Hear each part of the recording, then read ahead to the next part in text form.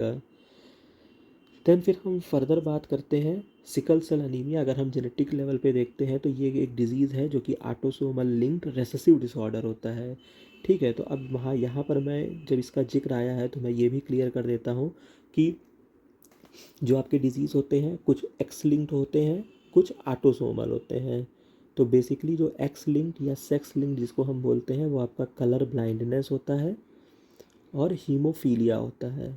ठीक है, ये दो डिजीज़ जो होते हैं वो आपके एक्स लिंक्ड होते हैं और रिमेनिंग जो होते हैं मोस्टली आपके ऑटोसोमल डिजीज़ होते हैं। और यहीं पर आपको ये भी याद रखना होगा कि मोस्टली जो डिजीज़ होती है ऑटोसोमल में वो रेसेसिव ही होती है, डोमिनेंट आपको थोड़े कम देखने को मिलते हैं। तो इस तरीके से आप याद रखेंगे। और ये जो डिज़ीज़ है ये ऑटोसोमल लिंक्ड रेसेसिव डिसऑर्डर है जो कि अपने ऑफस्प्रिंग को ट्रांसफ़र करते हैं जब दोनों ही पार्टनर इसके कैरियर होंगे। तो ये मतलब बहुत ही कॉमन सा नियम है जेनेटिक्स का जो इस पे अप्लाई होता है।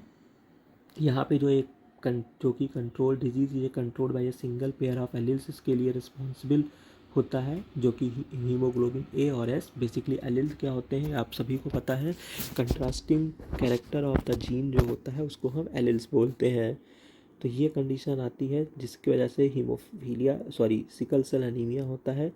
इसके बाद एक चीज़ और आपको याद रखना है, हेट्रोजाइगस कंडीशन जो होती है अपीयर अपेरेंटली अनअफेक्टेड। ठीक है, तो जो हेट्रोजाइगस कंडीशन होती है होमोजाइगस कंडीशन जो होगी वो तो डिजीज़ को कॉस्ट करेगी, जो कि यहाँ पे ये मेंशन मैंने कर दिया है। हीमोग्लोबिन जब एस एस सिकल सेल वाली दोनों ही कंडीशन हो जाएगी तब हम ये क्या हो जाएगा, डिजीज्ड फिनोटाइप आपको मिलेगा। लेकिन जो हेट्रोजाइगस कंडीशन होती है वो अपेरेंटली अनअफेक्टेड रहता है। ठीक है, तो ये बात आपको याद रखना होगा, वो इसके कैरियर होते हैं। और एक इम्पॉर्टेंट बात ये भी रहता है कि जो ये हेट्रोजाइगस कंडीशन होते हैं वो क्या होते हैं, वो मलेरिया के रेजिस्टेंट होते हैं। बेसिकली आपको ये क्वेश्चन देखने को मिलेगा कि अगर किसी को सिकल सेल अनीमिया है तो वहाँ पे कौन सी डिजीज़ कॉज नहीं होगी, तो आपको सिंपल सा जो आंसर वहाँ पे क्लिक करना है वो वहाँ पर होगा, मलेरिया होगा। ठीक है, अब मलेरिया क्यों होगा, क्योंकि मलेरिया जो होता है पैरासिटिक डिजीज़ है जो कि आपका प्लाज्मोडियम से कॉज होता है। और ये अपनी लाइफ साइकिल जब आप इसकी पढ़ते हैं तो वहाँ पे ब्लड में ये अपनी लाइफ साइकिल इसका एक पार्ट होता है। तो जब आपकी आरबीसी सिकल सेव्ड होती है तो वो वहाँ पे पैथोजन जो होता है वो वहाँ पे सर्वाइव नहीं कर पाता है, जिस कारण तो जो भी लोग इसके हेट्रोजाइगस होते हैं उनको मलेरिया नहीं होता है।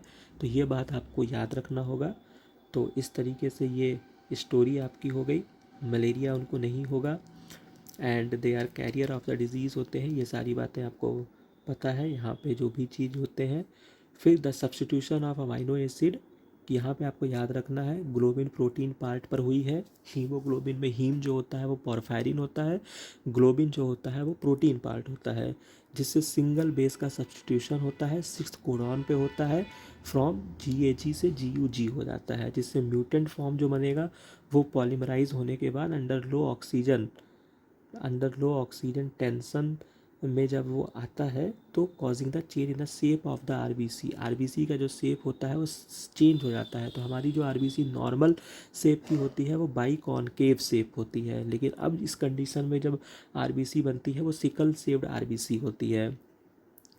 तो ये बेसिकली इतनी स्टोरी होगी। अगर हम इसको और थोड़ा सा समझना चाहें तो यहाँ पर आप इसका सिंपल सा ये फिगर देख सकते हैं, जहाँ पर ये नॉर्मल हीमोग्लोबिन का ये शेप होता है बाइकॉनकेव, सिकल शेप्ड कंडीशन में ये शेप हो जाता है।